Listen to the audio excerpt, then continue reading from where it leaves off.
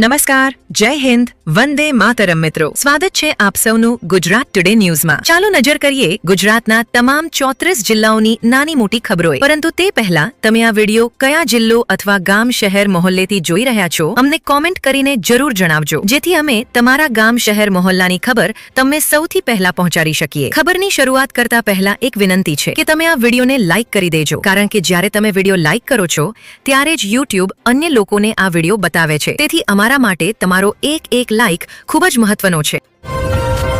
આજ સવારે તડકે નડિયાદ અને આણંદ વચ્ચે ફતેપુરા પાસે એક ભીષણ અકસ્માત થયો. આ ઘટનામાં 3 પિકઅપ વાન અને એક ટ્રકની ટક્કરમાં એક વ્યક્તિનું સ્થળ પર જ મોત થયું. એક્સપ્રેસવેની સર્વિસ લાઇન પર 3 પિકઅપ વાન ઊભી હતી. આ દરમિયાન અમદાવાદથી વડોદરા જઈ રહેલા એક ટ્રકે અચાનક આ પિકઅપ વાનોને પાછળથી ટક્કર મારી. આ અકસ્માતમાં એક વ્યક્તિનું મોત થયું, જ્યારે 2 અન્ય ગંભીર રીતે ઘાયલ થયા છે. એક ખાનગી રિસોર્ટમાં દારૂ પાર્ટી મનાવવાના આરોપમાં 5 લોકોને ધરપકડ કરવામાં આવી છે. એલસીબી અને એસઓજી પોલીસે ચિત્રોડ ગામના બહારના વિસ્તારમાં આવેલ લોટસ લક્ઝરી રિસોર્ટ પર દરોડો પાડી દારૂ પાર્ટી મનાવી રહેલા લોકો અને રિસોર્ટ મેનેજરને અટકાયતમાં લીધા છે. છેલ્લા 2 દિવસથી ગુજરાતમાં કડક ઠંડી પડી રહી છે. આજે મંગળવારે ગુજરાતમાં પારો ઘટીને 7.5 ડિગ્રી સેલ્સિયસ સુધી પહોંચી ગયો છે. ગુજરાતમાં સૌથી ઓછું તાપમાન કચ્છના નલિયા ખાતે નોંધાયું છે. નલિયા સિવાય રાજ્યના અનેક શહેરોમાં પારો 10 ડિગ્રી સેલ્સિયસથી ઉપર રહ્યો છે.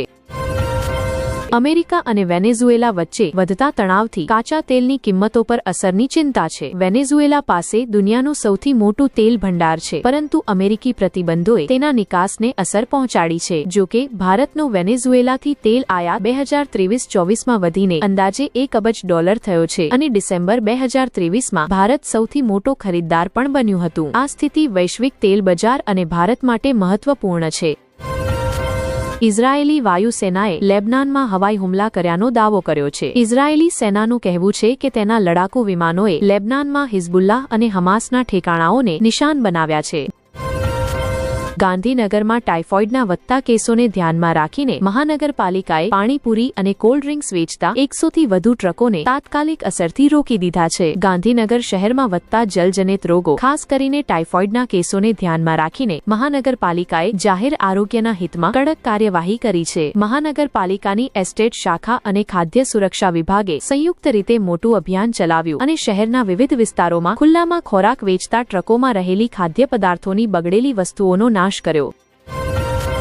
ગુજરાત ઉચ્ચ ન્યાયાલયે છૂટાછેડા ઇચ્છનારાઓ માટે એક ઐતિહાસિક નિર્ણય આપ્યો છે. ઉચ્ચ ન્યાયાલયે ચુકાદો આપ્યો છે કે પરસ્પર સંમતિથી છૂટાછેડા માટે રાહ જોવાની અવધિ ફરજિયાત નથી. ઉચ્ચ ન્યાયાલયે એ પણ કહ્યું છે કે જો પુનર્મિલનની કોઈ સંભાવના ન હોય તો રાહ જોવાની અવધિ માફ કરી શકાય છે.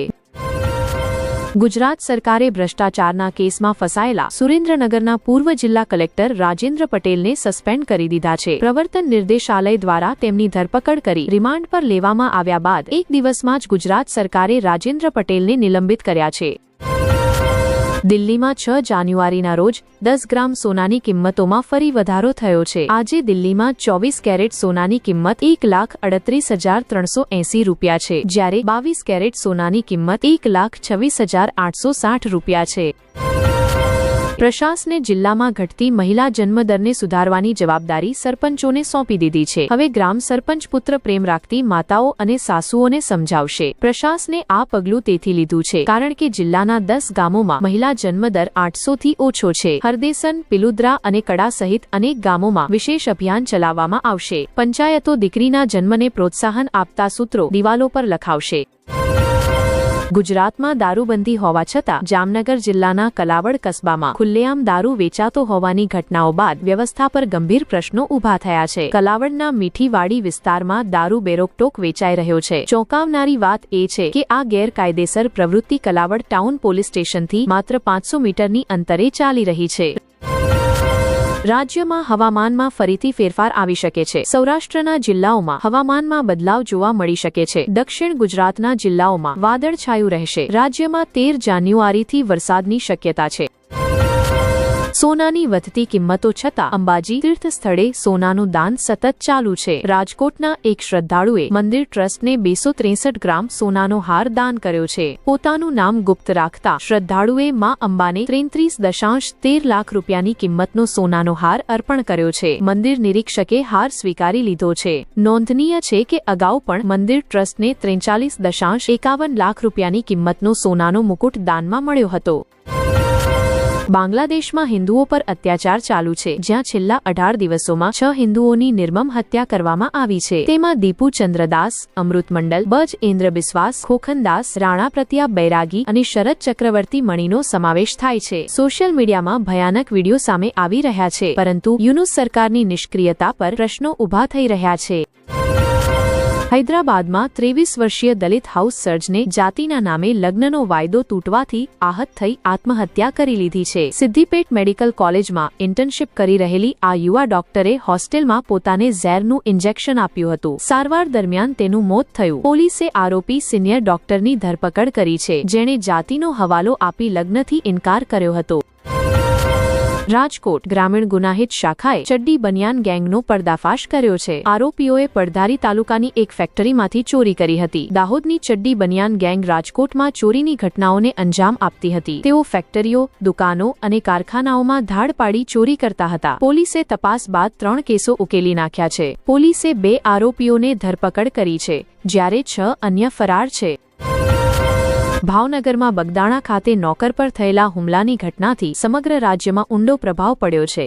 આજે સમગ્ર કોળી સમુદાયના જિલ્લા નેતાઓ પોરબંદરમાં એકત્રિત થયા અને કલેક્ટરને એક અરજી સોંપી, જેમાં કોળી સમુદાયના યુવક પર હુમલો કરનારાઓ અને સાજિશમાં સામેલ તમામ લોકો સામે ફરિયાદ નોંધવાની માંગ કરવામાં આવી. આ દરમિયાન જિલ્લામાંથી કોળી સમુદાયના નેતાઓ સહિત મોટી સંખ્યામાં યુવાનો હાજર રહ્યા. કોંગ્રેસની વરિષ્ઠ નેતા સોનિયા ગાંધીને દિલ્હીની સર ગંગારામ હોસ્પિટલમાં દાખલ કરવામાં આવ્યા છે. હોસ્પિટલના સૂત્રો મુજબ તેમને નિયમિત તપાસ અને જૂની ખાંસીની સમસ્યાને કારણે સોમવારે સાંજે દાખલ કરવામાં આવ્યા હતા. સોનિયા ગાંધીએ પોતાની તબિયત સારી હોવાનું જણાવ્યું છે અને તેઓ ચેસ્ટ ફિઝિશિયનની દેખરેખ હેઠળ છે. પ્રદૂષણના કારણે તેમને વારંવાર તપાસ માટે આવવું પડે છે. અમદાવાદ મંડળમાં નિલંબિત કલેક્ટર રાજેન્દ્ર પટેલના સમર્થનમાં પાટીદાર સમુદાયે અવાજ ઉઠાવવાનું શરૂ કર્યું છે. કેટલાક પાટીદાર નેતાઓએ નિલંબિત કલેક્ટરનું સમર્થન કરતા રાજેન્દ્ર પટેલ પર ખોટા આરોપો લગાવાયા હોવાનું જણાવ્યું છે. સુરેન્દ્રનગરના પૂર્વ કલેક્ટરના સમર્થનમાં પાટીદારોએ રેલી કાઢી. કેટલાક પાટીદાર સમુદાયના નેતાઓએ રાજેન્દ્ર પટેલ પ્રત્યે પોતાનું સમર્થન વ્યક્ત કર્યું છે. પાટીદાર નેતા વરુણ પટેલે કલેક્ટર પર ખોટા આરોપો લગાવ્યા હોવાનું કહ્યું છે. વરુણ પટેલ સાથે મનોજ પનારા અને ગીતા પટેલ સહિત અનેક અન્ય નેતાઓ પણ સમર્થનમાં સામે આવ્યા છે. પૂર્વ કેન્દ્રીય મંત્રી અને કોંગ્રેસના વરિષ્ઠ નેતા સુરેશ કલમાડીનું મંગળવાર સવારે અવસાન થયું. તેઓ લાંબા સમયથી બીમાર હતા. તેમની ઉંમર 81 વર્ષ હતી. જોકે તેઓ થોડા સમયથી સક્રિય રાજકારણથી દૂર હતા. રાજકારણ ઉપરાંત કલમાડી રમતગમત જગતમાં પણ સક્રિય હતા અને તેમણે લાંબા સમય સુધી ભારતીય ઓલિમ્પિક એસોસિએશનના અધ્યક્ષ તરીકે ફરજ બજાવી હતી.